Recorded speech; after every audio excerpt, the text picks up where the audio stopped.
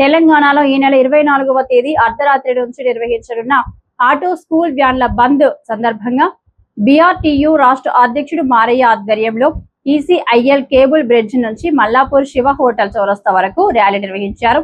ర్యాలీలో దాదాపు 300 ఆటోలలో 500 మంది ఆటో డ్రైవర్లు పాల్గొన్నారు.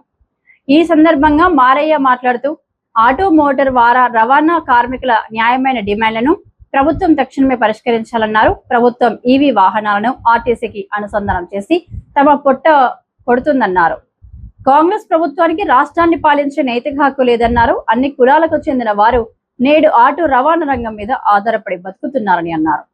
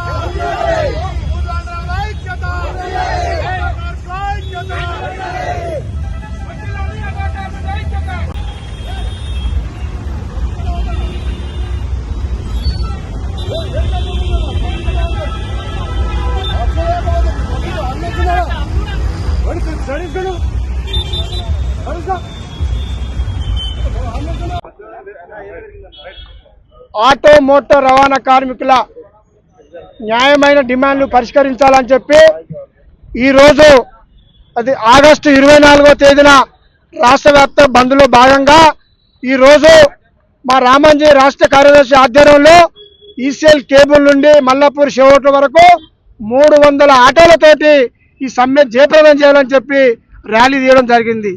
ఈ సందర్భంగా మీ మీడియా ముఖంగా ఆటో కార్మికుల పక్షాన ఈ రాష్ట్ర ప్రభుత్వానికి మేము తెలియజేస్తున్నాం.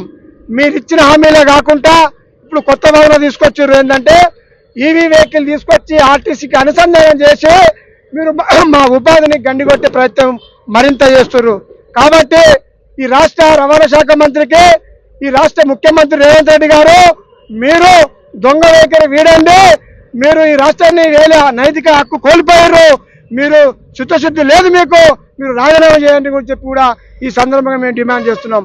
ఎందుకంటే మీరు ఆటో డ్రైవర్లకు మేలు చేయాలనే ఉద్దేశం ఉంటే ఇలా ఆటో రంగంలో ఉన్నటువంటి కార్మికులందరూ ఎస్సీలు, ఎస్టీలు, బీసీలు, మైనార్టీ, బడుగు బలహీన వర్గాల కింది స్థాయి కులాలకు సంబంధించినటువంటి వర్గాల పిల్లలు ఇలా లక్షలాది మంది ఆటో రవాణా రంగం మీద ఆధారపడి బతుకుతున్నారు.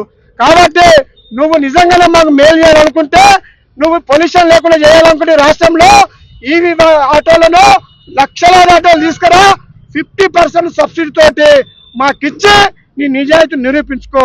అంతేగాని మేము ప్రజలకు మేలు చేయాలని చెప్పి తీసుకొస్తున్నావు, మీకు అన్యాయం చేయడం కాదు, మీరు మా బిడ్డలే అంటే నువ్వు మోసం చేసుకుంటేనే నేను మోసం చేస్తానని చెప్పి తప్పుడు వాగ్దానాలు చేస్తున్నారు. కాబట్టి రేపు 24వ తేదీన ఆగస్టున రాష్ట్ర వ్యాప్తంగా అగ్నిగుండమై ప్రజలు లేస్తారు, ఆటో కార్మికులందరూ లుప్రేవేళ లేస్తారు. ఇదే సందర్భంగా రాష్ట్ర ప్రజానికానికి, స్కూల్ వ్యాన్ పేరెంట్స్ కూడా మేము స్కూల్ వ్యాన్ డ్రైవర్ల పక్షాన, ఆటో డ్రైవర్ల పక్షాన విజ్ఞప్తి చేస్తున్నాం. మీరు మాకు సహకరించండి. మా హక్కుల కోసం మాకు అన్యాయం చేసింది రాష్ట్ర ప్రభుత్వం అని చెప్పి, మా హక్కులు హరించింది ఈ రాష్ట్ర ప్రభుత్వం అని చెప్పి, ఈ రాష్ట్ర ప్రభుత్వం మా పోరాటం ఉంది. కాబట్టి రాష్ట్రంలో కానీ హైదరాబాద్ నగరంలో కానీ స్కూల్ పిల్లల పేరెంట్స్ కూడా ఆటో డ్రైవర్లకు, స్కూల్ వ్యాన్ డ్రైవర్లకు సహకరించాలని చెప్పి మేము స్కూల్ వ్యాన్ పేరెంట్స్ కూడా మా జేఏసీ తరఫున మీకు విజ్ఞప్తి చేస్తున్నాం.